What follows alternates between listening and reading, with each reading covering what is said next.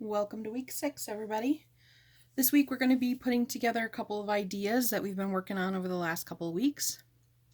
So we're going to be graphing quadratics, which, if you remember, quadratics look like ax squared plus bx plus c, and other types. Quadratics always have that square in them. Okay. And we're going to be looking at factored form, so taking the types of quadratics that we've been talking about and factoring those and how we can get those into what we were talking about last week with axis of symmetry and vertex and all of those things. So I wanted to point out this, taking a look at this upper example right here. You might have noticed that as you were doing this, theme starts to emerge. If I was to take this and try to factor this, I would have y equals, and then things that multiply to 8 are 1 and 8 and 2 and 4. Only 2 and 4 are going to get me to this -2. So I have x and 2 and 4. And I know that I have to have a negative and a positive sign because of this negative back here. And only if the negative is with this 4 will this make it a -2 right here. So from this and using the zero product property, which we talked about previously, we said that if we wanted to find the x-intercepts last week, that y needed to be 0. So using the zero product property and the fact that x-intercepts mean that y are 0, well then I have this, which we've worked on before, where this says that once I have this in this form, I know I'm going to have solutions at -2 and +4, because those are the solutions that make this true. And you notice that when you see this, you have this -2. Here's the place where it crosses the x-axis, and this +4, it's the place where it crosses the y-axis. So you can see right from here that you can start to identify where these solutions are going to be. Same thing when I look at something like this, except this time I have a negative out front, so I need to take that negative out first. So I'm going to take the negative out. It's like taking a -1 out of everything. So when I do that, what happens is all of these signs change. And now I can factor this. I'm just going to leave that negative out here. And only 1 and 3 are going to work for 3. And only if this is a +3 and a -1. So you notice at +1 right here and -3 right here, I have my zeros or solutions that work to make this true. So anytime that you're looking at a graph, your zeros or factors are going to happen where it crosses the x-axis. So the same thing is true with this one. This one just looks a little bit different. If I was to try to solve for this one, I couldn't necessarily factor the breakdown like this, but we have another type of factoring where we're still going to set equal to 0 to find the x-intercepts. And if I do that, I would have to add 4 to both sides, take the square root of both sides, so I get ±2 and x -5, and then add this 5 to both sides. So if I add the 5, it'd be 5 ± 2.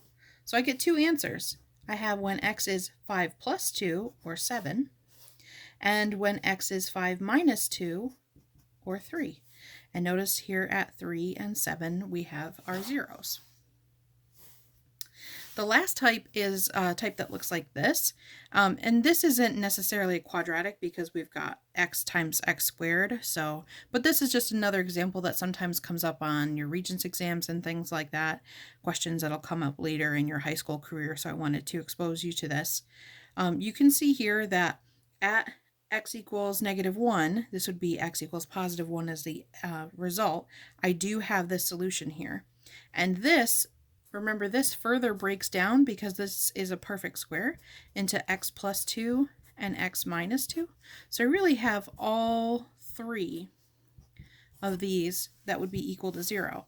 And notice that that works. I've got this -2, this +1, and this +2 as places where they all cross. So these are all solutions to this. So your solutions are the place where it goes through the x-axis. All right, but what I wanted to focus on, as well as going over this concept, is this idea that if you have a quadratic, you can get it into factored form and then graph it using the information that you can glean from it. So if you have your notes, please take them out. What we'll do first is we're going to talk about like how you do these things. So first, if I'm going to, first thing to do is, if it's not already, factor whatever you're given as much as you can. The next thing would be to find the zeros.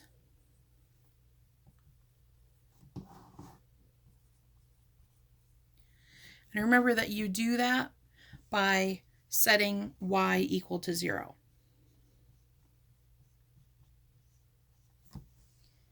The next thing that you'll do is find the axis of symmetry.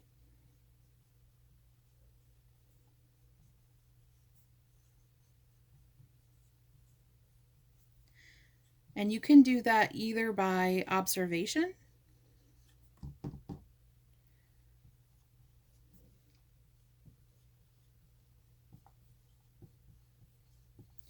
or by using x equals -b over 2a. Either way works. And the last thing would be to find the vertex.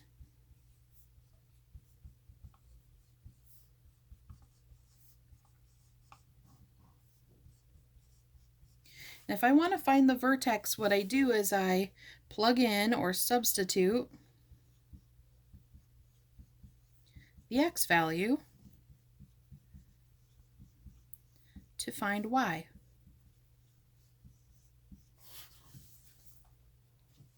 So we're going to do some of those examples together.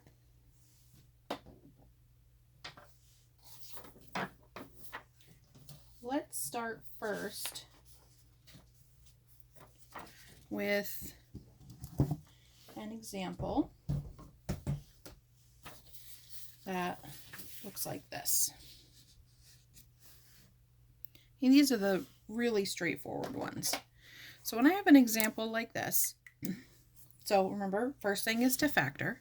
So, all right, let's factor. Y equals things that multiply to 12, 1 and 12, 2 and 6, 3 and 4. So I'm going to have to use 2 and 6. And I know that I would have to have these as both negatives, like this. Second thing was to find the zeros. So I set this equal to 0. And I know that the two solutions that make this true are 2 and 6. So I have found my zeros at 2 and at 6, 3, 4, 5, 6. Those are the two places on the graph where this is going to follow through and go through the y-axis. They're going to be our x-axis and be our x-intercepts. The next thing is to find the axis of symmetry. Now, one of the ways that we can do this is by observation. You can see that these are 1, 2, 3, 4 units apart, and I know my axis of symmetry is going to be between those two. So that would be one way to do it. I know my axis of symmetry is going to be x equals 4. But you could have also taken this from up here and said, well, x equals -b over 2a. So I would have x equals negative, and b is already a negative, so negative of -8 over 2 times, there's a 1 out front. So this would be x equals 8 over 2, because negative of -8 is just +8, and 8 over 2 is just 4. So you can either use this or observation, either one. But now that I know that my x value is 4, if I want to find my vertex, I'm going to take this 4 and plug it back in. And you can either, as long as you factored this correctly, you can put it in here, or you can use this either way that you like.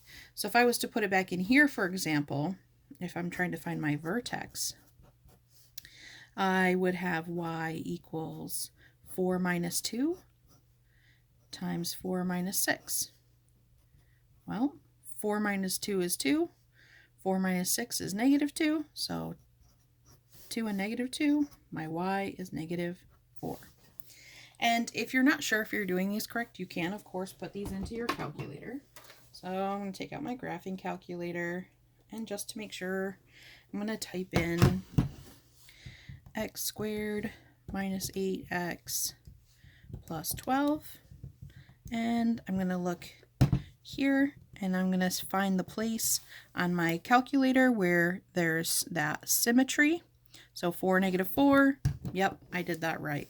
Because I know that my x value is 4 and my y value is negative 4, so my vertex would be 4, negative 4.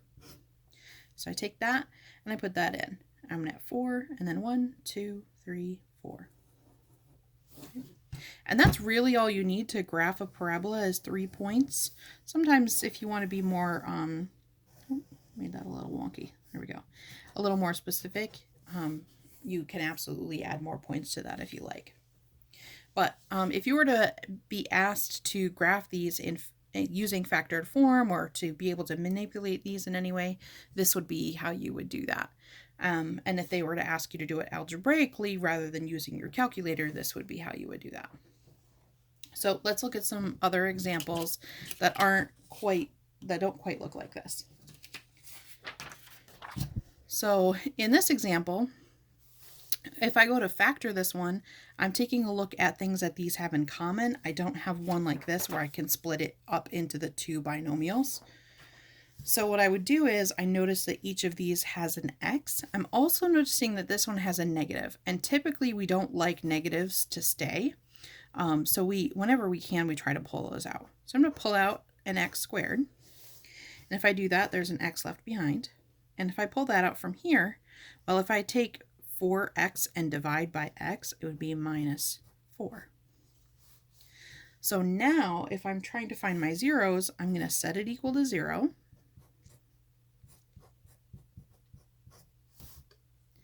And I would have that x equals 0.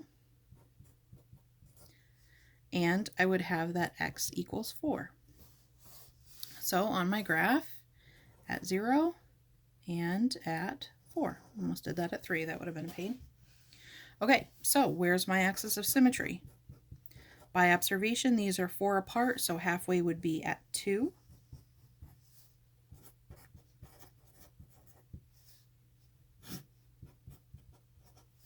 And if I want to find my vertex, I would simply have to put this 2 back in and find the y value. So what is negative 2 times 2 minus 4? So in this case, I've got negative 2 times negative 2, which is a positive 4. So my axis of symmetry is at x equals 2. My vertex, the x is 2, and the y is 4. So my vertex is at 2, 4. So 2, 1, 2, 3, 4. And we know that this one does work out this way because this is a negative up front. We know that this should be a parabola that opens down. So we're good. We're just going to sketch this in using those 3 points.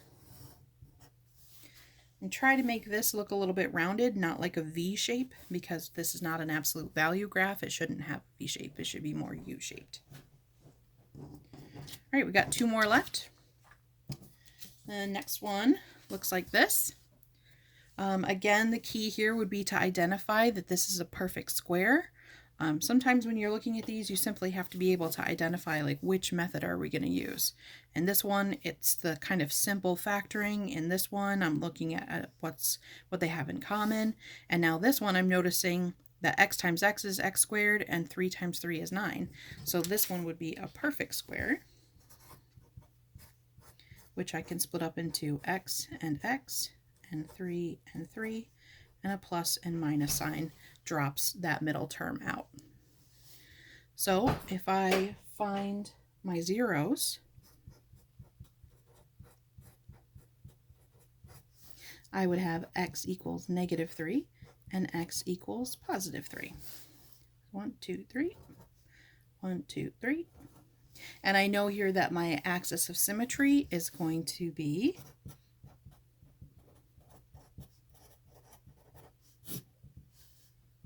x equals 0. And now if I was to take that and put it back in to find my vertex, I would have y equals 0 plus 3 and 0 minus 3, which is just 3 times -3. So y is -9, and my vertex would be 0, -9. 1, 2, 3, 4, 5, 6, 7, 8, 9. And sketch this like that. Done. All right, last one. All right, this one again looks a little bit weird. With this one, there's no obvious way that they split into factoring like the other ones did, but maybe if you are mindful enough, you'll remember that with these, we can take the square root of this. So I would have, as always, when I'm trying to find the zeros, I'm going to set this equal to 0. So I'm going to go like this. And now this is a negative. So if I was to bring this over to the other side, it would make it a positive. Should be good because I don't want these to be negative. And now I can take the square root of both sides, and I would have x plus 1 equals positive and -1. And now I would have to subtract this 1 from both sides. So -1 plus or minus 1. So my x values are -1 plus 1, which is 0, and -1 minus 1, which is -2. So 0 and -2. My axis of symmetry is right in between.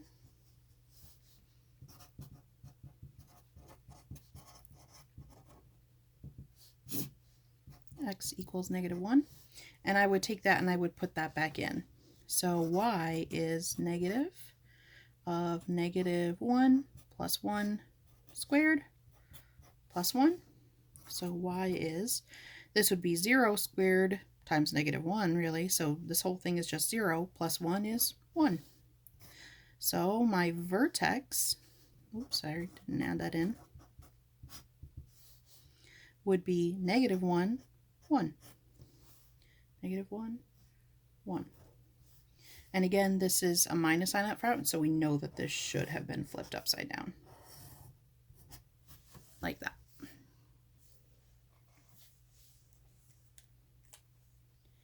All right, hopefully you wrote these down as examples when you were doing this, so that when you go to do the outside independent examples, you'll have something to look back at. Sorry about the nail polish, just realized that I didn't wash that off before I started the video. Oh, good boy. All right, hope you guys have a good week, and if you have questions, make sure you reach out. Bye.